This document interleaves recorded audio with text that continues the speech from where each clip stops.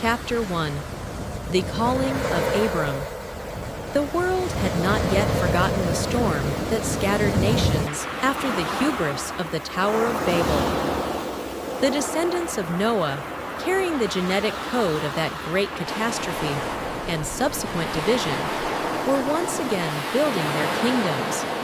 But now they were founded not on the unity of spirit, but on the strength of weapons and the cunning of commerce. Humanity worshipped idols, golden calves that promised wealth, stone lions that symbolized power, and moon deities that dictated the rhythm of nocturnal life.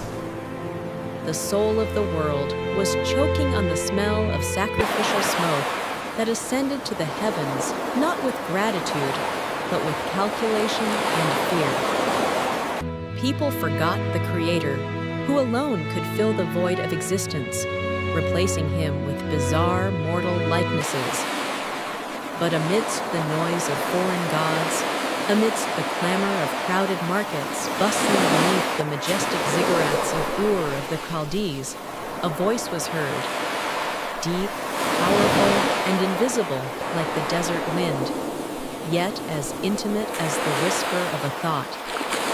It was not a sound one could catch with the ear, but a vibration that penetrated directly into the heart, where the fire of that true, pure faith, inherited from the first righteous men, still glowed. And this voice sounded for one man, named Abram, the son of Terah, a man whose lineage had settled for centuries in the brilliant yet spiritually dead city.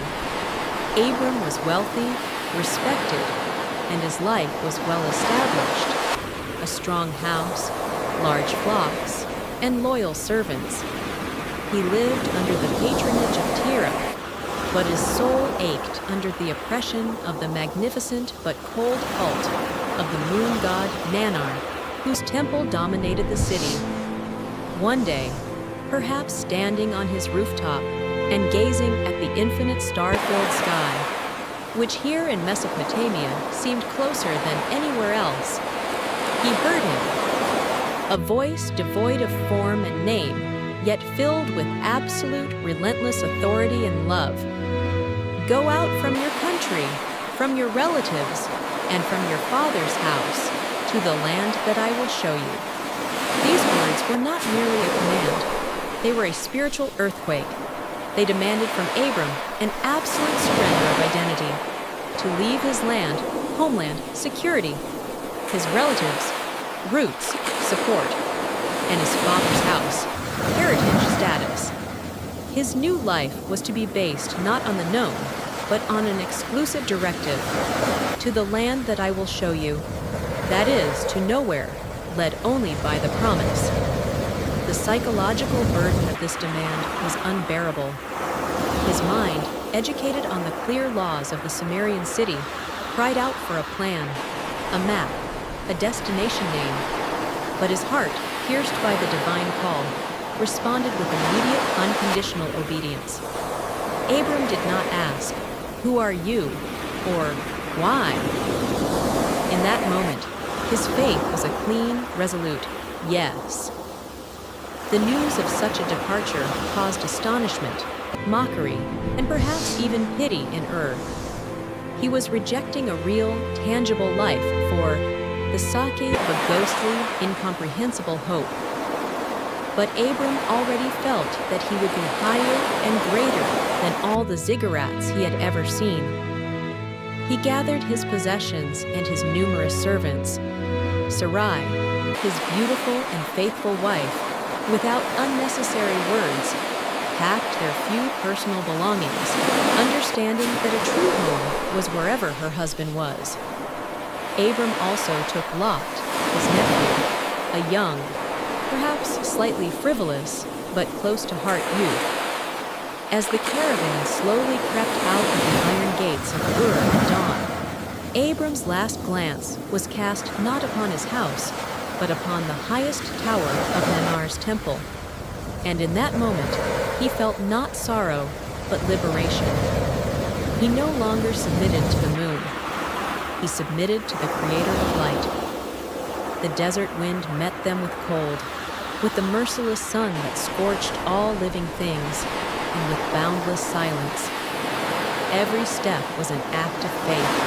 The caravan traveled, guided not by a human map, but by the internal compass of the promise.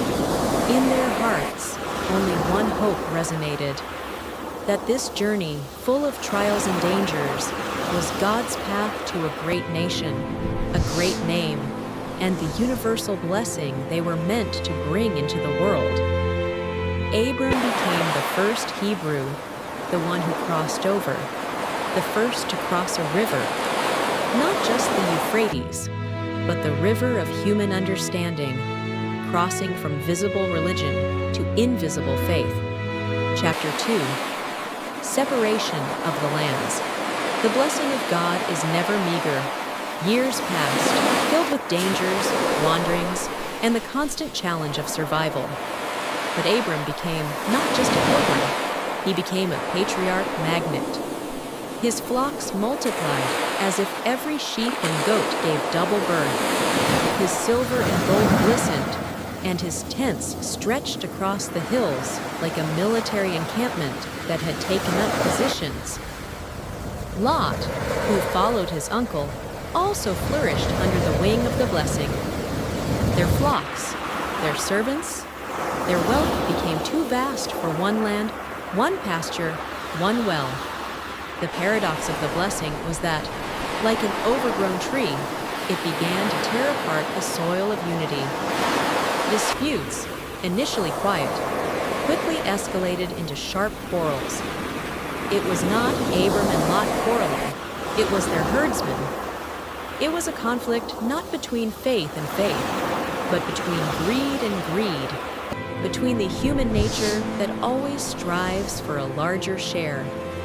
With each passing day, as the sky filled with the sound of the flocks budding and the cries of the servants, a deep, painful anxiety grew in Abram's heart. He, who had left everything for the sake of peace with God, could not allow strife to cleave his own family. The memory of Babel was still fresh, the knowledge of how a split in language led to a split in the world. He did not want a split over pastures to lead to a split in the soul. Abram, the wise statesman that faith had made him, decided to act decisively. He approached Lot not as an elder relative with the right to command, but as a peacemaker who valued the ties of blood more than all the treasures of the world. His words were filled with nobility and deep sorrow. Let there be no strife between you and me, nor between my herdsmen and your herdsmen, for we are relatives. Look, the whole land is before you. Separate yourself from me. This was an act not of simple generosity, but of sacrificial leadership. He, the patriarch, who had the right of precedence and choice, voluntarily gave that right to his nephew. And here came the moment of truth, the psychological cross-section of their souls. Lot lifted his eyes. He looked at the land not with the eyes of faith, but with the eyes of a merchant. He saw all the plain of the Jordan. It was like the garden of the Lord, until judgment came. It was green, well-watered, and fertile, promising easy and rapid accumulation of wealth. This was the tempting choice of comfort, abundance, and proximity to civilization. Lot did not ask Abram about God's will or wisdom. He chose the best that his physical eye could see. He chose Sodom and Gomorrah, cities that glittered with sin, but attracted with their architecture, markets, and fullness of life. He ignored the spiritual toxicity of that choice, as his eyes were blinded by worldly gain. Abram silently accepted his decision. When Lot and his large caravan set off to the east, leaving the fertile plain to him, the elder, Abram chose Hebron, less appealing, rocky hills that demanded more labor, but which were spiritually purer. It was a conscious isolation from the noise and sin of humanity. humanity. In his new dwelling, under the spreading oaks of Mamre, Abram built an altar to the Lord. This altar was his quiet yet powerful expression of gratitude. Gratitude that peace had been preserved, and that God had once again confirmed his leadership in his life. In this solitude, on this rocky land, Abram grew even closer to heaven, while Lot, having plunged into the garden of the Lord, began slowly sinking into the stench of Sodom. Their paths diverged, one toward worldly gain, the other toward a higher calling. Chapter 3. Capture and Deliverance. The peace on the hills of Hebron, where Abram daily spoke with God by his altar, was fragile. The world of Mesopotamia breathed war, and soon that smoke reached the Jordan plain. 4 mighty kings from the east, led by Kedorlaomer, the king of Elam, who was an imperial figure of the time, gathered a ruthless coalition to restore order in their vassal territories. They swept through the land like a fire tornado, crushed the rebellious kings of Sodom and Gomorrah, and carried off all the inhabitants, all the loot, including Lot, Abram's nephew, into captivity. This news reached Abram through a surviving fugitive. It struck him with relentless force, like a thunderbolt from a clear sky. All his grief for the lost unity with Lot, all his sorrow for Lot's reckless choice, all was erased by one word: capture. In that moment, Abram ceased to be merely a peaceful patriarch and shepherd. He transformed into a leader, a military strategist, a defender of blood and justice. He did not hesitate for a moment, did not reflect on the risk, and did not think of revenge for Lot having left him. The heart that so yearned for peace was now filled with sacred fury. His army was immediately summoned. It was not a professional army or mercenaries. It was 318 of his own men, servants born and raised in his house, loyal to him until their last breath, trained as warriors, not just as herdsmen. This was, of course, motivated not by payment, but by honor and love for their master. They set off in an epic pursuit, chasing the powerful kings who were confident in their victory and were not rushing. The road led all the way to Damascus, and when night fell, Abram, using his military genius, spotted their careless camp. It was in this impenetrable darkness that the climax took place. Abram divided his small detachment into parts and struck at night, utilizing the element of surprise.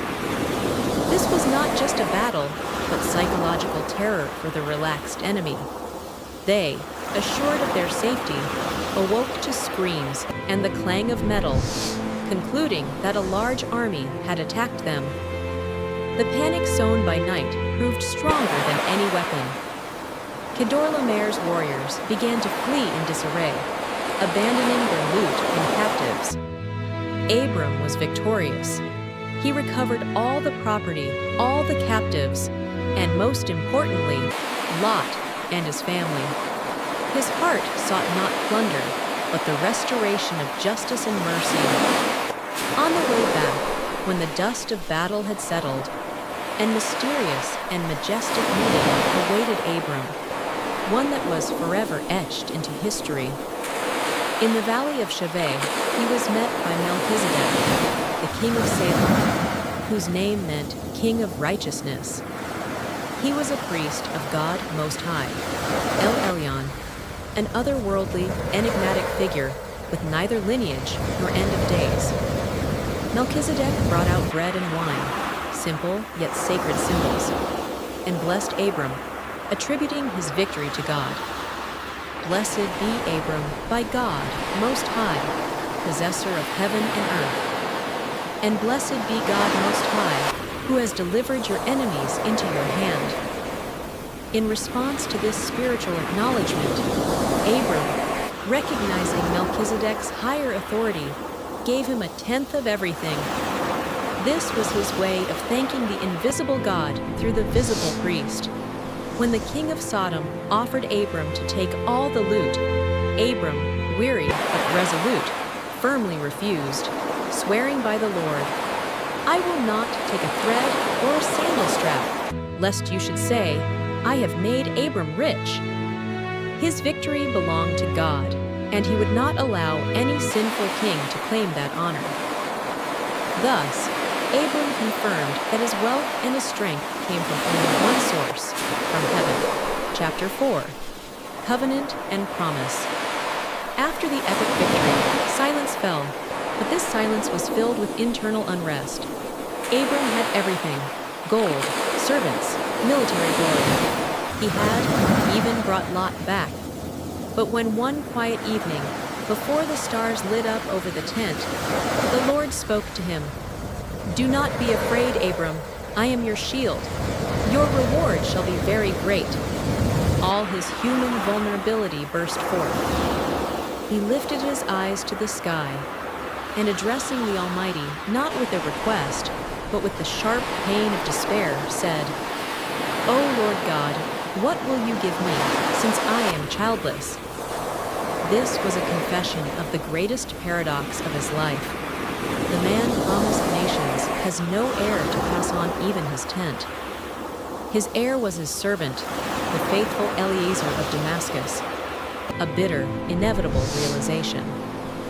God did not reproach Abram for his doubt, but responded with a dramatic visual lesson. He led Abram outside, where the night was already deep, and asked him to do the physically impossible. "Look now toward heaven, and count the stars if you are able to number them. So shall your descendants be." In that moment, as Abram gazed at the infinite, countless galaxy, he understood. God's promise is not limited by human mathematics or biology. This was not just a promise of birth, it was a promise of universal, cosmic scale inheritance. And at that moment, Abram believed in the Lord, and he accounted it to him for righteousness. His faith, his pure, unconditional yes to the impossible, became the first act of justification in history, faith instead of merit. But God knew human nature and its need for tangible proof. He decided to enter into a covenant, Berit, with Abram, using an ancient, dreadful, and solemn ritual. God commanded Abram to take a 3-year-old heifer, a female goat, a ram, a turtle dove, and a young pigeon, cut them in half, and place the parts opposite each other, forming a bloody aisle. This ritual was a vow. May the one who breaks this contract be cut in half in the same way. Abram performed it, and then spent the entire day driving away the predatory birds from the sacrificial pieces, a symbol of his constant struggle to preserve faith against the doubts that, like scavengers, tried to peck away at his hope. When the day faded and darkness enveloped the land, a dread and great darkness fell upon him. Abram sank into a mystical sleep.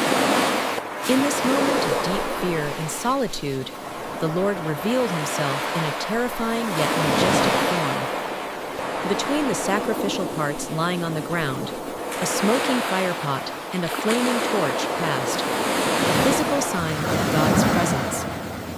This was crucial. Only God passed between the parts. This meant that the Lord assumed all responsibility and all the burden of breaking the covenant. It was an unconditional covenant, unbreakable by human failings. That same day, the Lord established the boundaries of the promised land. To your descendants I have given this land, from the river of Egypt to the great river, the river Euphrates. This was a promise of a territory of unimaginable, imperial scale, extending far beyond what his eye could see. Night descended, the seal of the promise was set, and Abram, now no longer just a nomad, but the Almighty's partner, knew that this promise, sealed with fire and blood, reached not only the land, but also eternity.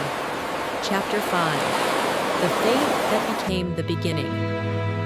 Thus began not merely the history of a people, but the history of absolute unwavering trust. Abram's life, stretching from the brilliant idolatrous Ur to the rocky, altar-sanctified hills of Hebron, became a living, epic testimony to what faith truly is. It was not a philosophical choice or a religious ceremony, but a constant, daily path in response to the invisible voice. From the faith of one man who dared to leave everything for an empty promise, hope was born for the whole world. Abram was the first Hebrew, not just the one who crossed the Euphrates River, the meaning of the word Ivri, but the one who crossed from the visible realm to the invisible realm. His story is the cartography of the soul that passed through all the trials of human existence. He was a peacemaker who preferred solitude to avoid strife with Lot, a warrior who defended his family with fury and honor, a philanthropist who refused the spoils so as not to demean his dignity, and, most importantly, the father of faith, who believed in the stars when his own body was old. His faith was not blind submission, but a deep internal conviction that he who made the promise is faithful, and his power vastly exceeds human possibilities. He was not always flawless. There were moments of fear when he passed Sarai off as his sister, and moments of doubt when he agreed to have a child with Hagar. But every time he stumbled, God, like a good shepherd, returned him to the original promise, rewriting his failures with his mercy. Abram's calling was a starting point that changed not only his lineage, but the entire trajectory of human history. The nation that was to descend from him was meant to become a light to the nations, not through its own strength, but through the covenant made by God. It was through his descendants that the blessing for all the nations of the earth was later to come. His life proved that true success is not the possession of property, like Lot, but the possession of God's promise. And as the stars once again rose over Hebron, illuminating the rocky yet sacred ground, Abram, whom God would later name Abraham, father of many nations, knew that his journey was not over. He was no longer just the son of Terah from Ur. He was the foundation of a new world, built not on the brick of pride, but on the foundation of trust. The God who called him from Ur was leading him on paths that reached not only Canaan, but also eternity. And every step he took was part of the grand, unshakable, divine plan of salvation. His story is an eternal epic about how one man, by completely trusting the invisible, became the greatest of all visible things.